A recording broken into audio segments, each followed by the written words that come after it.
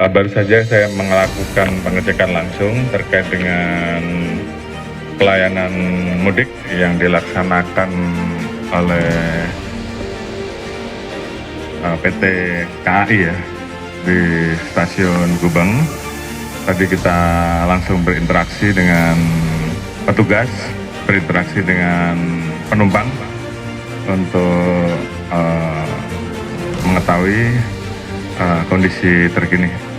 Selanjutnya tentunya saya berpesan kepada seluruh anggota untuk terus memberikan pelayanan terbaik, khususnya mendekati puncak arus mudik ya, yang diperkirakan biasanya H-2.